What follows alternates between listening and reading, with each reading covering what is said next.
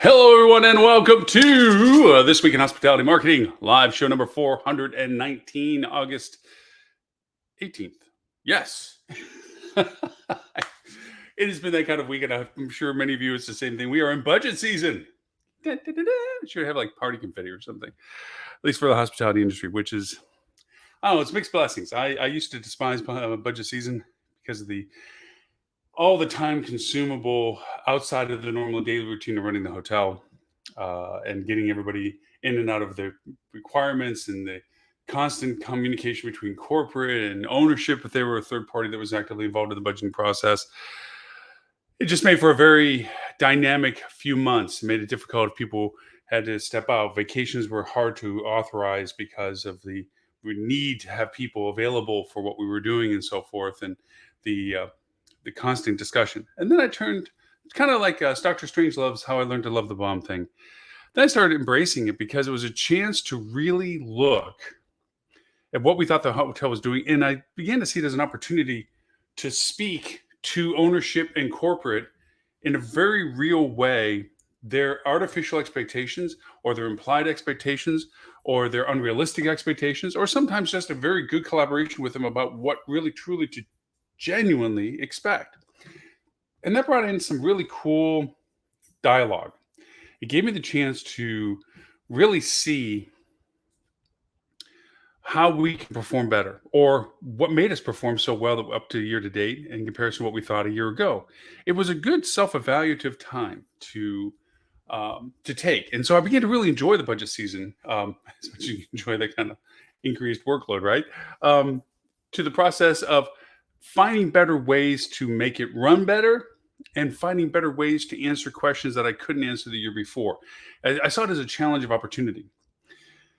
Um, I got very good at figuring out ways to best present so that I could get what I needed without it being a three-way circle of discontent as to why I was asking for money for certain things, like if I needed new FF&E products or new HVAC stuff or new marketing material, whatever it was. So that was the instigation of my idea for today's topic of the show. And that is calculating potential growth with actual data. We're in that time of year, as I said, budget season, where we have to evaluate what we're looking at next year. Now, I have watched many of my clients have a tale of three worlds. The first world is the reality of their actuals. This is what we're able to produce day in, day out. This is our revenue strategies at a granular level of by day, by inventory type, by yieldability, by competitive set. And for anybody that works the property space, you know what I'm talking about.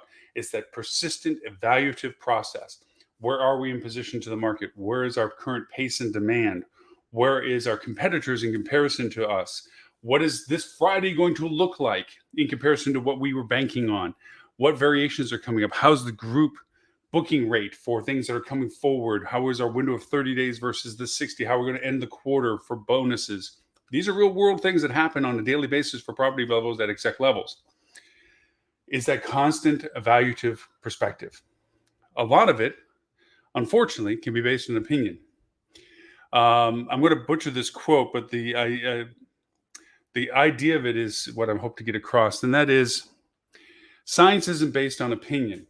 Science is based on data. So you can never disagree with science, because science will disagree with itself when it finds new data that changes what it first thought to what it now thinks.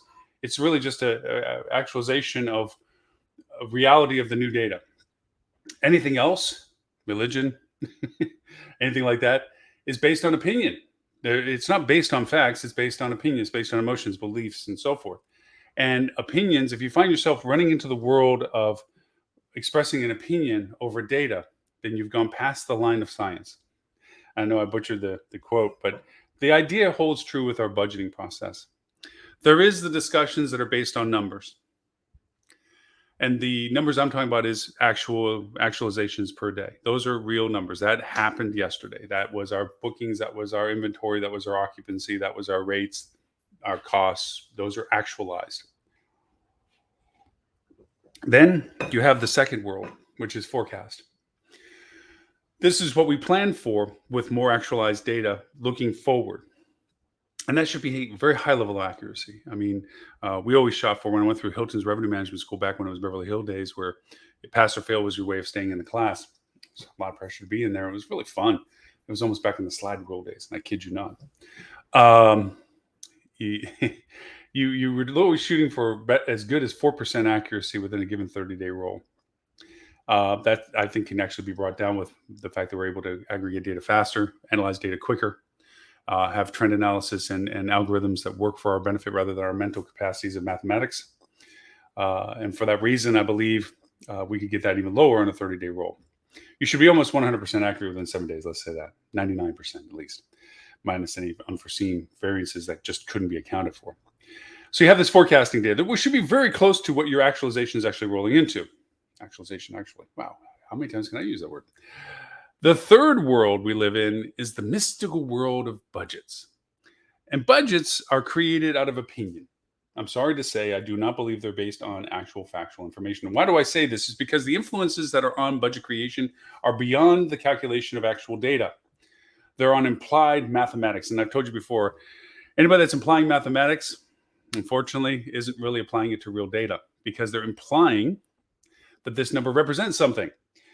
Ownership is notorious for implied mathematics. They think that if it says 2% growth, they think it's probably likely that you can get 4% growth. Just push the gas pedal down harder. Do something, pump up the tires more. Maybe we'll get some more speed out of her. And yes, there is always that variance. And unfortunately, it happens enough that it validates the ownership's perspective that if they ask for more, they'll get more. Let's put the carrot for the bonuses on a longer stick. That way they'll try harder. That doesn't always work, and it actually recoils in a bad way if you put the stick too long. And we've had that discussion on the live show many times before as well. So with it, you have this fabrication, okay, of what they want in numbers. Now, sometimes it's financially based. And what I mean by that is that they are looking to hit a goal for financial verification of investors, co-investors with them, banks that they carry notes for them for, potential growth opportunities to show that they are capable of expanding a business. So other businesses that they're looking to pursue and expand into their portfolio are warranted, an assurance level that their finances are forward thinking, they're positive growth. Those numbers help in the decision models for people funding monies or banks approving loans. And so they create numbers under the auspices that these numbers could be hit, and then assign this down to their management teams, their management company, and or the properties directly and combinations thereof to facilitate the creation of these numbers. And a lot of times what that means is that the dime will fall always to one side of the probability thing. If you're close enough, then let's throw it up, round up, so to speak. Let's round up, especially when it comes to revenue numbers. And when it comes to cost numbers, round down to show margins of growth and net revenues and so forth. And that mystical third world of budgets starts with some numbers, but it's not based on all numbers. It's a motivation in some ways. It's a functional tool, kind of how you create star report comp sets or things. You sometimes make comp sets to make you look good in the reporting, so you can do the same reason that budgets are created for positive. You show that they're dominating your market space, when in fact that's not your direct competitors, and you're comparing yourself to people that you can shine better for, so that you shine better for people that you're asking for things like finances and so forth from. So these three worlds exist: budget, forecast, actuals. Actuals, hard data. What's in the books yesterday, minus the closing of the books where credits and issues and so forth go on, are actuals. Let's put within 72 hours they turn hard. Forecasts should be very, very close to that, having been, and in the sense of within fractions of being close to what the actuals are. And as I mentioned earlier, my clients, I see wonderful growth year over year for some of my clients in the numbers that they run. And I'm going to relate to brand hotels that I'm talking about, because independent hotels are a little bit more flexible with their interpretation of revenues on actual numbers. Some, not all. Caveat there. The numbers of actuals are better year over year, month over month, for the most part, this whole year. Their forecasts not far behind and thereabouts. It depends on the rigidity of how they can modify forecasts and what opportunities they have for modifying the forecasts as they land. Obviously, if you can change your forecast the day before the actuals happen, you're going to be always accurate. But budgets, they're way behind persistently because the number was artificially too high. And what this does is creates a lot of problems in the sense of people's bonuses, motivation. I mean, if you're constantly running a car at red line, eventually something's going to break. And in the world of running your team too hard, and we already know about labor issues, bandwidth capabilities inside the hotels, the cost saving measures that are extreme to yield better net revenues, make up for lost gains from our times during the lockdown and so forth. We're stretching past the boundaries of actual feasibility for a lot of businesses. Very few businesses have truly been able to invest back into their infrastructure as much as they should. And also, even if they find good people, if they burn them too hard, they're going to leave and go to someplace else that they don't get burned so hard. So there's a lot of metrics that are going on that budgets now have a higher influence on than they had before. Budgets used to be a number that was shared between exec committees and ownerships and management companies. And very little did ever that discussion make it into the general populace of a property. Excuse me, coffee's good. Nowadays, budgets is a constant context of conversation with everybody. It's used as an excuse, it's used as a whipping stick, it's used as a means of motivation and also as a means of criticism. Very few times am I seeing it used as a reward system. It's artificially too high because people that are rich want to get richer, and they are looking to continue their growth profits and to make up for lost profits from previous years, as we mentioned. Not all companies do this. Really great companies don't. Real great companies are ones that are very realistic and based their budgeting on real data. And that, in a very long 10-minute prelude, is where we are with our topic today. Our topic is about calculating potential growth with actual data.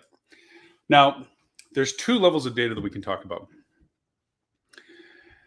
and three levels of people to talk to. Hey, let's make it math even. Okay, so the three levels of people we talk to are the property level people, day in and day out grinders, the management team, corporate level, also day in day out grinders, but they have an overview of multiple units and so forth, and then ownership, vested particular interest in the owner's participation that they have. And as such, they all look for different data. Example, property level data, very granular about how did we close last night? What was our final ADR for yesterday? We were shooting for X. Did we get X or X minus 1, X plus 1? Where did we land? Occupancy, we were hitting for Y. Did we get Y plus, Y minus? What was our final walk-in count? And of course, from the exec side, total operational expense. We know it's not measured per day, so I wouldn't say that they're looking at yesterday's numbers, but if it made it into the night auditor's log that there was a massive water leak somewhere, there's an anticipation it's probably going to be a decent water bill and a repair bill attached to it. So that's that data. They're looking at those numbers and how did it land against our forecast that we're talking about, and how did our competitors land? How did they fare from what we thought they were doing to what they ended up doing? That doesn't come as readily, but that data is there. The second level of data, aggregate view. How are we looking at pace? How are we looking month to date? How are we looking at quarter to date, year to date? How are we looking at channel contribution? Where's our revenue coming from? Where's our costs outflowing from? That's the corporate and management level discussions that happen at that level. They're looking for data that's related to that. And ownership data is looking at, am I making money or not making money? I know it sounds simplistic. There's a lot more to it, but let's just keep it simple for them. They like red, bad, green, good. Arrow up, good. Arrow bad, down. They just need a marker in most senses. And some owners want more than that, but most generally owners just want to make sure that their monies that they invested in are doing what they wanted them to do. So you have these three levels of demand of data interest. We have two levels of data that are available to us. We have grand data, overview data, and we have granular data, smaller components of that data that accumulates to the larger data. What do I mean by the differences? Let me draw some comparisons. Grand data. A number that's called grand data would be like total traffic to your website.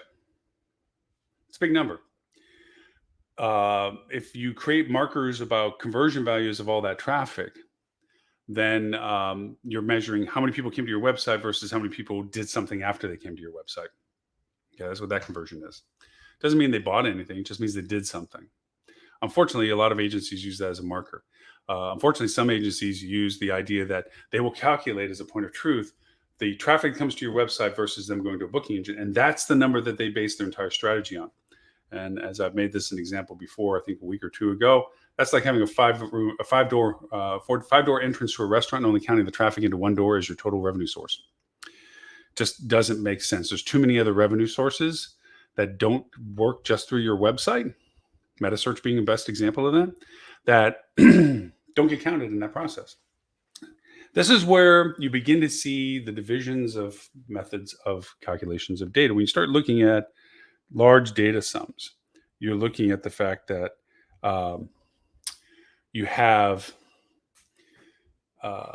large numbers that can be interpreted the way you want them to be interpreted. This is how much business we're driving to. Look at all these traffic numbers. It's a large number. It makes people feel good. That usually lends up to the ownership side. They like big things like that. Like, wow, look, there's 6,000 people that went to my website to the hotel yesterday. That's awesome.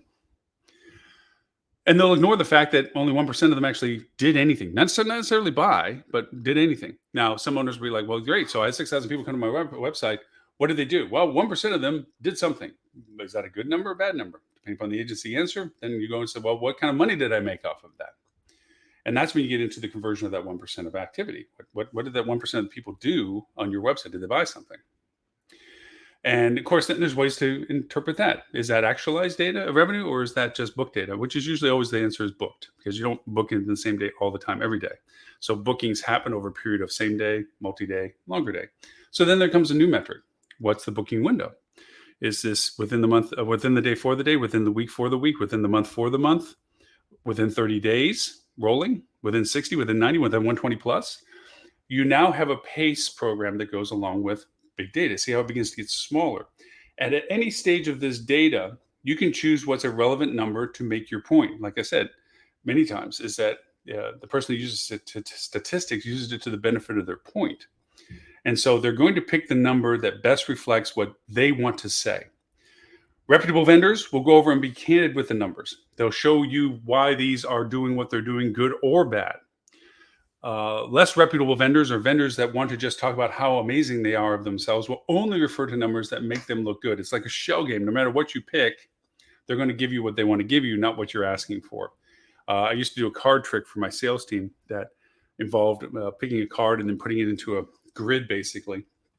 And by doing that, I could determine what their card was, unbeknownst to them.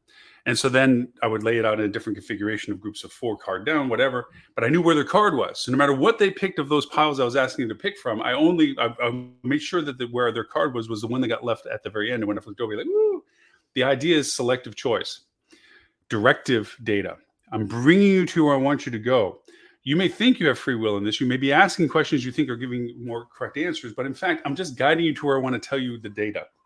That's the unfortunate part of data manipulation. This now goes past the usage of data into opinion. I have an opinion that I want this number to be important to you. So I'm going to guide our conversation so that you believe it too, or that's the number that you get. I see it all too many times. It's a sad thing in that sense, because unfortunately, the people that are having to make decisions on this are not as educated about the numbers they're being handed. And they believe what they're being told. It's a confidence and trust issue. That's what vendors rely upon. It's not the product that they sell, it's the relationship they build. That's where vendors' value comes in. If you trust the vendor, then you're going to believe more of what they say before you don't believe what they say. Trust is verifiable. It should always be verifiable. That's great that you're saying that. Can you remind me again why this number is the number we've chosen? Why is this number important to me? And why not this number? What is this number over here that you're not really talking about, really saying? That requires a depth of understanding of the data. Unfortunately, just like staff members and so forth, CEOs, C-level people, exec people have limited resources of time. They have a lot more to worry about than what we're talking about today. And so for that reason, they perfunctorily keep up with it in a distanced way. They understand terminology. They understand some functionality. Some ownerships are very knowledgeable about these things. So I'm not saying that everybody's like this. There's always exceptions. It's a bell curve as to who completely knows and who doesn't know a clue. And there's some middle part into the middle. We tend to run in that range of middle part. They know enough to understand, but not enough to interpret. So for that reason, this broad data is often used for people at that level. They don't have time for the granularity, They need to understand what the data means for their interest. Are we in a positive direction, a negative direction? Are we in a growth or decline? Are we at pace? Are we being competitive? Are we hitting the goals that are in their head about financial markers, about paying notes and debt and investment returns and so forth? They have a lot of things in their head that they're worrying about. Sounds like I'm bashing ownership, but I'm not. I'm just saying in this circumstance, this isn't usually an owner's forte. So we have the tiers of those that need data at certain levels. And then we've discussed a level of data, which is grand, large number data. The other type of data, which is all cumulative to the grand data, is the granular data. The granular data runs into the realm of departmental engagements, marketing, revenue management, sales, and so forth. For marketing is campaign performance. The money's being spent versus the activity of the campaign, the conversion of the campaign, the traffic generated by each ad types to know whether or not they still continue to deliver, whether they're paused because they're not producing at the threshold KPIs that were established. That's a granular data engagement. They're looking at campaign pace and performances and conversions and traffic to determine whether they're in the right path of using this campaign and still spending money on it or pausing it. For a revenue manager, it's about yieldability. Rate yields, rate in comparison to comp set, tier placement within our comp set, rates offered in our comp set, demand to market, occupancy percentages based on occupancy that's been the goal, the forecast, budgeted as well. Okay, as to where we are to those and what might be other considerations that we have to do. That symbiotic relationship between revenue management and marketing, where revenue managers have to ask well enough ahead of time and marketers have to be informed well enough ahead of time to ask the questions about what should we do about while we still can.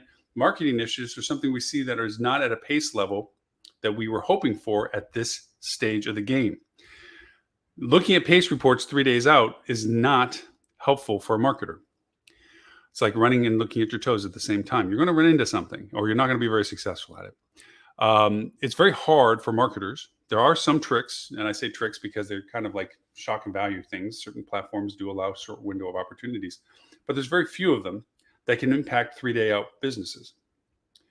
It's not impossible. It takes a very skilled marketer to do those things, but it's better to have 3 months out, 3 weeks out, because then you have at least some additional options of marketing to use based on the data that you're looking at.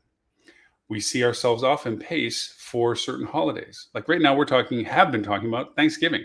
We're well past the Labor Day, Halloween, season of discussions. It's not that we're ignoring them, we're not putting them to bed, and we're monitoring them and making sure that if we have to make minor adjustments, we're very much focused right now on Thanksgiving and Christmas and New Year's and Hanukkah and all of what happens in the latter part of the fourth quarter. Because our window of opportunity is now. For social, it's about putting content out now. For content on our site, it's about content now. Helpful guides, engagement of stories, events, activities, all those things, holidays, are all things that we're building campaigns, or actually we're finalizing campaigns at this stage that we're going to be running. And for what causation? What pulls the trigger on those things? When do we offer them? What markets are we putting them into? Because we're doing the research now for where we need to market these things for the feeder markets that come to us during that time of year. If you're not that far ahead right now, you're behind. And if I'm in your market, that means I'm probably going to beat you at the market if we're at a tier level that we're competing at. That being said, this is all about data. And I know that we keep wandering around about the concept of what we're talking about with data, but to calculate potential growth with actual data, you have to look at the data in the context of what you're needing to use it for. Again, going back to ownership, they're looking at a grander, larger view. Are we riding the wave in a direction? It's like a compass. Are we going in the right direction? Are we going towards the North Star? Are we heading north? It's not so much about whether the sails are tacked correctly, that we have a following sea or a leading sea or whatever. It's just, are we going in the right direction? Captain walks out on the ship, looks around. Yes, we are. Good for me. The navigator and the helmsman are the ones going, yep, we have to correct this, stuff this. The navigator has to make sure that they constantly keep track of what they're doing. And the first officer has to make sure the deck is constantly adjusting the sails and so forth. I know I'm doing nautical metaphors, but they seem to help. It's regulated down as to the level of what they have to do to attain this goal. So the data for ownership has to be omnipresent. It's an overview of everything in a way that they want to understand it. At a corporate and executive level, it's about the aggregation of understanding the moving pieces of the data, the paid campaigns, the marketing in general, the social campaigns, the revenue management strategies, the rates that we're offering, the occupancy that we're still at, the group pace that we're dealing with, and so forth. They're looking at those things. Sales is looking at, are we getting our full booking for the group? Is there an attrition issue? Are we still at pace for our corporate accounts? Are they still coming in at the room counts that they are holding for? Our wholesales, our consortia, so forth. Revenue management is looking at it's like, well, what's my channel contributions? Is my OTA doing too much? Am I paying too much in commissions for this? Should I be doing more meta search? Is my paid campaigns delivering at the level that I'm asking them to? What are my walk-in rates? Okay. What all the factors that go along with what they do as revenue managers to determine rate strategy and occupancy yield. And marketers, like I just said, are talking about what channels are contributing at what rates, what's their conversions, what's the total traffic, what's the productivity, is there something we should amplify, which channels work better, what's our social campaigns engagement, are they deriving attribution to our other campaigns?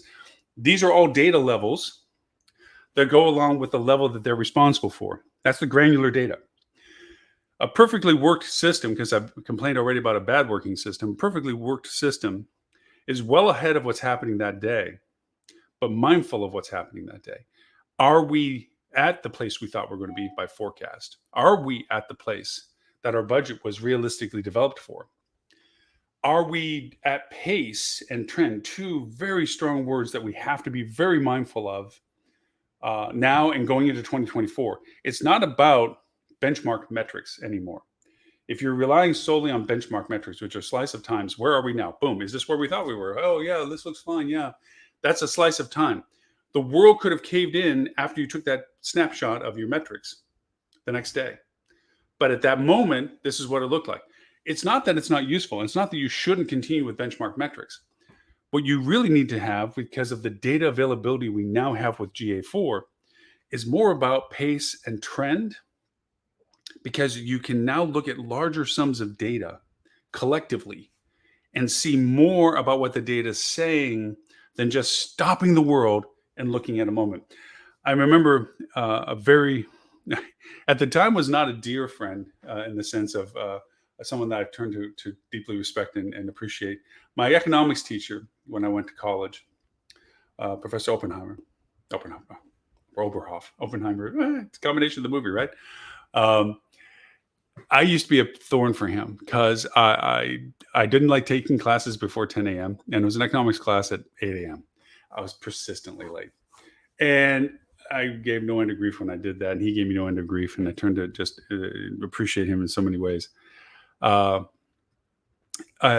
always bugged the idea that every predication to an economics discussion was, if all things were constant, and they're not, we can isolate this one variable and look at it from an economic perspective. And I used to argue that if this isn't a real scenario, why are we creating it to interpret an action that we can't isolate compared to everything else that influences it? It used to drive me nuts. In a way, benchmarking is like that. We stop the world and look at everything at that time in comparison. It can be helpful because it does give us a chance to snapshot, like, oh, look, it's like a photo. That girl's spilling the water and it's going to hit the floor, and then you see these stop action videos all the time. So it can help. You can see things in benchmarking. It's not like it's not useful. It's not like it hasn't been useful. But the real value of analytics at our level now is that we can look at things with a constant influx of dynamic data, past and current, to begin to see better and use these algorithms better to see what it thinks we're going to land at for where. What is the pace and trend? And let me give you some examples of this. If you're seeing that your occupancy and your demand and your occupancy for certain dates is not where you want it to be, number one, that's your forecast. Number two, not where it should be based on where we are in time, okay? That's your pace, okay? Then you can look at the trend and say, maybe today it doesn't seem like we're at that point, but normally, here it is Friday, but let's say you get most of your bookings on Sunday. So Friday right now, our pace is behind where we thought we should be 14 days out next Saturday or the Saturday after, okay? However, we usually get most of our bookings for Saturdays on Sunday within 2 weeks. So Nothing to worry about, because this Sunday we'll know whether there's something to worry about, because that's bank for us. That's the day we expect that, even though we're behind pace now, okay, that the trend isn't there. Meaning after Sunday, we should be back to where we think, because the bookings for that day really begin to come in. If after on Monday we look at the same data and we see that we didn't get as much as we had hoped for or planned for or forecasted for, now we have a trend issue. Now pace turned into trend. Trend is we're not going to hit our number because we already passed our goal sets of what we thought would make our number up. So now we have an identifiable concern. What are our rationales for doing what we need to do? Do we need to change rate, augment rate? Do we have to change any fences we have on those dates? Like maybe we had a minimum 2-day stay, maybe we had a no check-in day before. Let's look at that. Now let's look at what it has been producing for that date. Is there a package offer that is performing differently than we anticipated? Meaning historically more or less than what it had done? Is there a pace to a rate? Is there a change in the demand to the market? Let's look at our total web traffic. Is our web traffic historically the same? Higher, lower, at? That's benchmarking, right? Boom. Is it high, above, at, or below? Okay. This is the evaluative process of actualized data. This helps you then determine if there's a course of action. Is there something we can do about it? If it's event driven, is there a means that we can amplify our communication of content and see if we can get more people to pull the trigger, so to speak, in converting with us, because we're in that prime booking window. It's only 2 weeks out of making people on the fence that are indecisive or anything. Can we make them make the decision to stay with us? Second consideration, is our competitive set doing better than us? Are we losing to somebody? Let's look at their social. Let's look at their social engagement.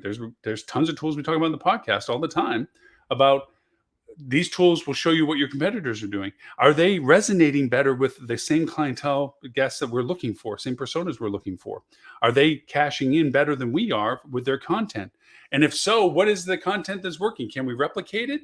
Can we displace it? Is there a strength that we have, or is that just a strong suit that they have a better product and or means of conveying that product than we did, and we got caught either flat-footed, or we just, in our SWOT analysis, this is not a space we can compete with? These are all the dialogues that should go along with this evaluative process of using real data. It doesn't have anything to do with that the budget that's made a year ago, this time last year, said that on August 28th or something, okay, you're supposed to have this much business, because that was an artificially created number based on the circumstances we've already whined about earlier in the show. So the idea of using real data to determine your potential growth makes these despairing differences between your budget that you've been created for versus the actualization and the forecast related to it much closer. Because now it's not about this despairing, we're down 12, 18, 22% to our budgeted numbers for this month, yet year over year we're ahead by 11 or 9%. That's crazy distances. Okay, these are unrealistic variances, because unfortunately bonuses and so forth are related to the budget concept. But going back to the example we're giving about using data for growth in the circumstances that we're giving, this is the process of discussion between revenue management and marketing. Revenue management, marketing, talking about these are the triggers that we can still pull for the dates that you're talking about. We'll amp up this content on social, amplify it by paid social, because organic social won't react fast enough to it. We should look at other mediums of discussion. Maybe Pinterest is a solid one, push it more into directed audience that are persona-based targeting. If you had active custom audiences developed, now called segments, you can see what segments you can create that you have had related to geographies of feeder markets and or categories of interest that you might be able to target to amplify the messaging of booking with you for that event or date or window or weekend or whatever is the value proposition of the dates of focus. And these are the conversations that happen between departments. These are the things that revenue management and marketing talk about. Sales, it might be because of a group loss. Group block didn't fill. Now, that should have been an earlier conversation.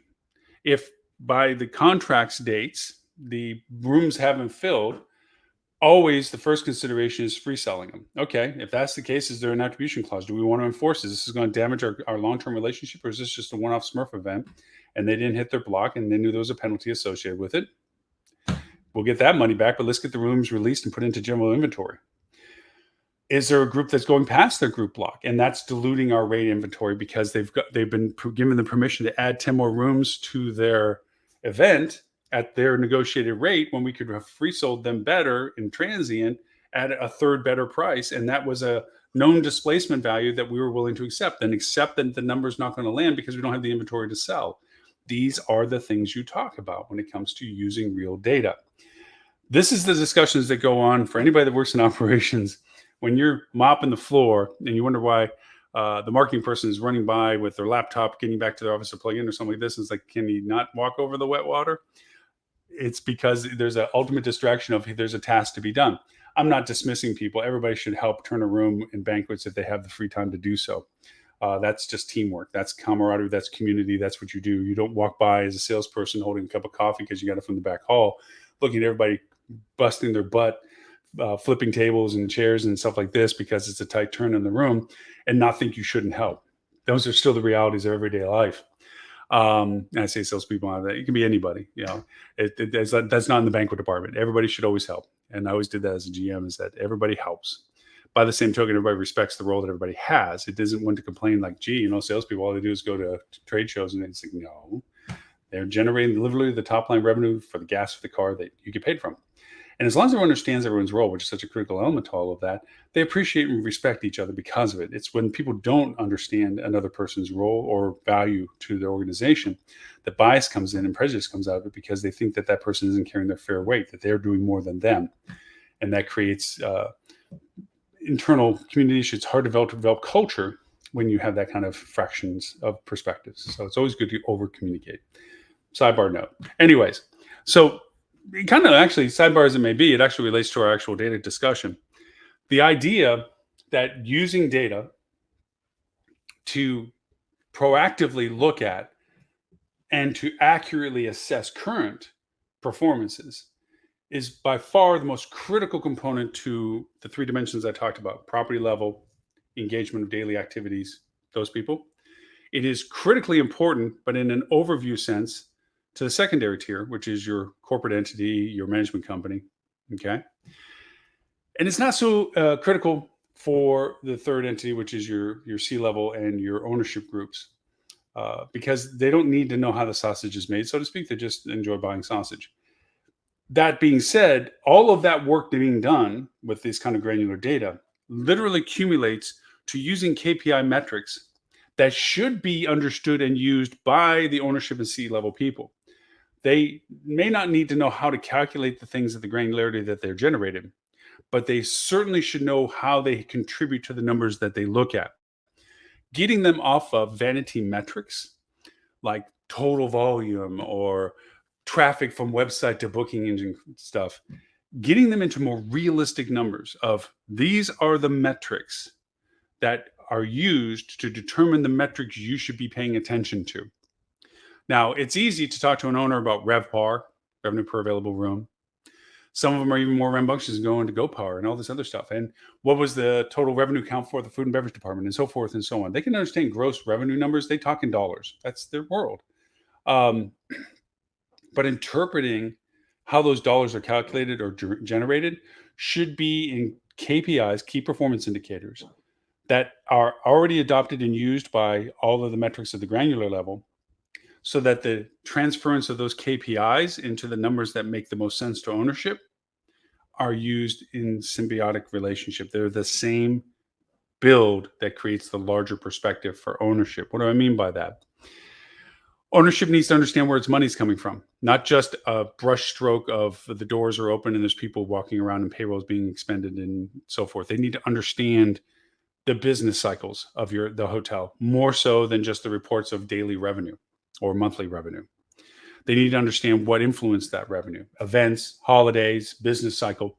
They have some, and usually a very good sense of what is a business cycle. I'm not denoting, again, negativity to ownerships and C-level people, but they have multiple hotels to look at. Even to just imagine getting past 5 hotels to understand how each of the 5, if they're located in 5 different locations, have business cycles. That's 5. It's 5 different children you're keeping track of at the same time. Now multiply that to 10. 20, 30, 40, 50. You see the metrics get harder to understand beyond a certain level. This is not a detriment to ownership and C-level people that they can't keep up with those individual properties. It's the fact that that is unreasonable. Their day would be spent just monitoring what we're telling them without actually doing the job that they're in the role of. So you can't fault for that. You can be mad at it, and you can certainly go over and grumble about, overviews of budgets and so forth. But if they truly embrace the fact that the numbers they're being given from their team and from their vendors that they trust and validate that trust with are giving them numbers that make sense to them, that they don't always have to question those numbers. They understand where they come from. They understand why they're used as a metric, and they understand what the metric means. Get that done for an ownership and C-level, and you have succeeded in creating a successfully positive business, because that will go downwards faster than it will ever come upwards. Because that descendance of value then goes right into the management teams, goes right into the operations people for it, goes right into the property level people and the department people for it, because everybody's thinking the same thing. They're looking at it at the level that they need to, but they understand what this number is being used for. And because of that, they become they're part of the community, the culture in the community, that this is where they're driving to. This is the goal, the KPI. And it's not always a dollar number. It's hard for somebody that's cleaning toilets and making beds and painting walls and greeting grumpy guests and so forth to really be worried about a affluent person's larger bank account. That's not what they're worried about. They're worried about theirs. But the idea is that by helping what the business is striving for helps themselves, that's a goal that's worth attaining. That's on actual data.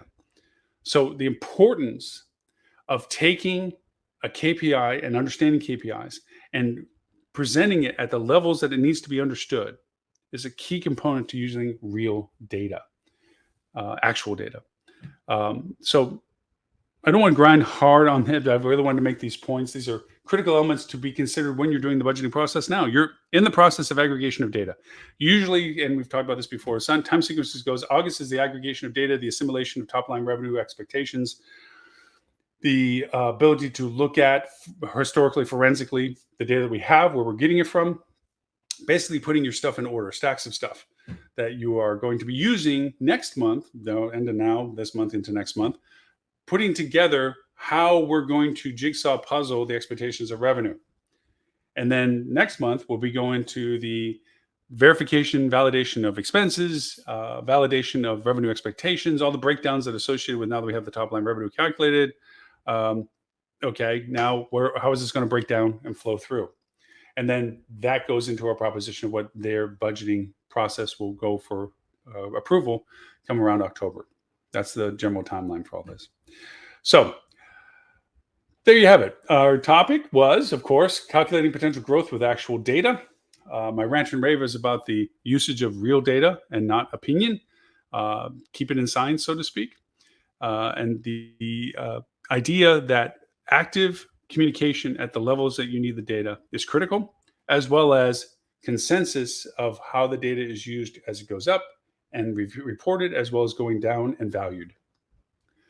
Should write that down in a book someday. Anyways, thank you all for watching us. If you're watching us on TV and staring at my face in the background, we will, I promise you, change my background as time goes on. Being now at a standing desk means that you get to see more of the upper with the lights and so forth. So that looks like the gulag. And of course, we're still trying to get furniture to replace the ones that we lost during the hurricane. And I know it's been 10 months ago, but so many other people are far worse off still than us in that sense. But we'll get to a more appeasing decorum in the back as time goes on. We are, and now rolling in officially, being this the case, into our 10th year of doing this show live every week, no matter where we are in the world. So no small crowning achievement. We're now in our 10th year of doing this. And that's cool. That's neat to be able to say that we've never, ever missed a live show every week for now going into our 10th year. And same too with the podcast. Even the podcast has been going on for 17 years. The past 10 years have been weekly as well. So it's kind of neat to say that we have the content. We are going to be putting a lot of different content together in different ways. You'll see more of that. For those that want to keep in communication, I always take content feedback. You can email me directly at Loren@hospitalitydigitalmarketing.com. You can audibly respond to me at hdm.news/talkback. That we always ask a question of the week, see what people's comments are. And then also you can record your audio and then tell me if I can quote you, refer to you, or actually put your audio on. We do that in the podcast from time to time. And as always, if you're watching us on TV, whether it's your Roku TV, your Samsung TV, your Apple TV, your Google TV, your Apple, Amazon, Google, missing one, Roku, Samsung, Apple, Google, Amazon, Google. I think I had them all. Anyways, thank you for looking at my face the whole time, if you were. And if you're watching us or listening to us, watching us and listening to us on any simulcast, we're on multiple Facebook pages, broadcasting, multiple Twitter platforms, now X, broadcasting, multiple YouTube channels, broadcasting, one LinkedIn. That's my profile one because the LinkedIn only allows for one. We're even on Twitch. If you use your gaming console for content, we're on there. We broadcast on Twitch. I'm trying to think if we miss any of the other ones. Facebook, LinkedIn, Twitter, YouTube. No, I think we got all of those. And of course, if you want to watch this show and any of our previous 418 shows, you can go to hospitalitychannel.tv. That's our I Love Lucy rerun website. That and all of our podcasts are all there.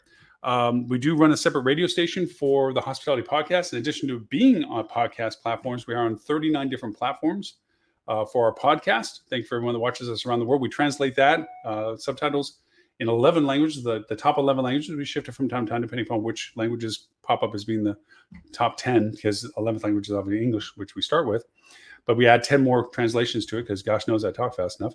Our podcast, as I keep mentioning, happens after this live show. It is an audio podcast. So a lot shorter, but more specific to tools and the techniques of using the tools, usually related to our topic of conversation today. So our podcast today will be about data reporting tools and how better to define their usage. So we'll talk specifically about tools. Most of them are free. Most of the time, other times they're mostly on discount on platforms. We talk about where to get those, AppSumo, places like that. And if you do have to pay them for them, at least there's a free trial. Usually we refer to that you can try. We don't get anything off it. It's about us just using tools and being helpful in the process of it. So you can listen to our podcast and go through that as well. I'm going to cover a little bit of news items as well. So thank you for everyone. We broadcast in 209 countries with this on TV. So thank you for that. We do have a hospitality channel, obviously, that we broadcast on the TV. So if you want to join our group on the hospitality channel, just look for it on your Roku or Samsung or Amazon or Apple or whatever, like I just mentioned, Google, and look for hospitality channel. You'll see us there. Live show is always on the free side.